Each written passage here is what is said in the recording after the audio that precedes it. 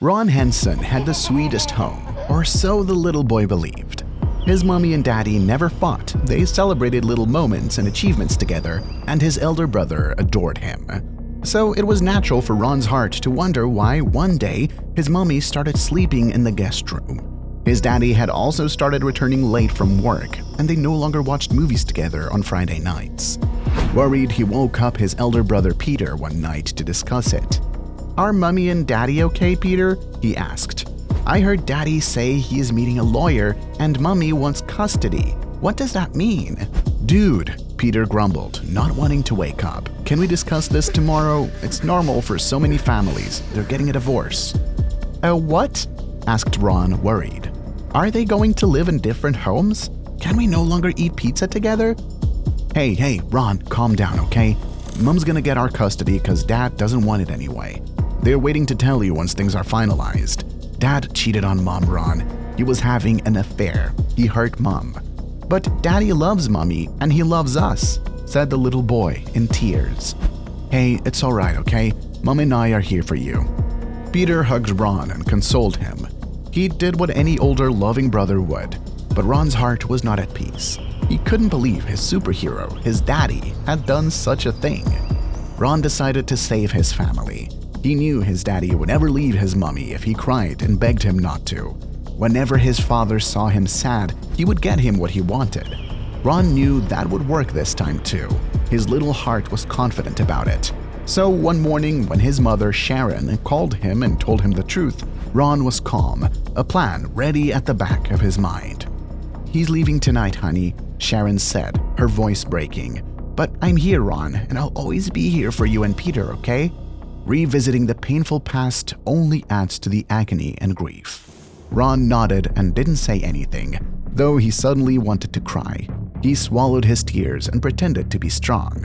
But when he saw his daddy walking out the front door with his bags, he ran to him, hugged his feet, and began to cry.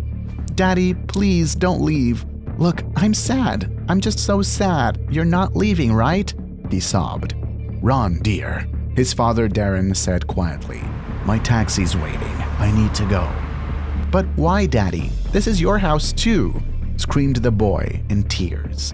"You love me and I love you. Please don't go, Daddy, please." Ron's tears didn't move Darren. The older man waited until Peter pulled Ron out of the way, then turned around and walked out. No sorry, no goodbye, no I love you, nothing. After Darren left, the family struggled a lot. Sharon didn't have a job then, and the divorce had already drained her savings. She began washing dishes at a diner to raise her boys and vowed to give so much love to them that they'd never miss their father. But one day, years later, while cleaning Ron's room, Sharon peered into his computer, which had been left on, and froze. She found out Ron was looking for Darren.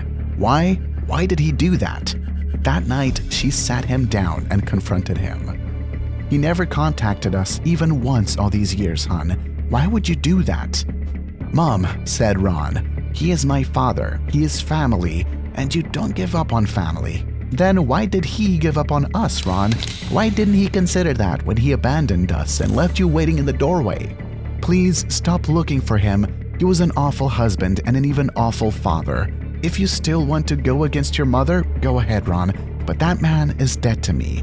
He means nothing to me," she said, bursting into tears.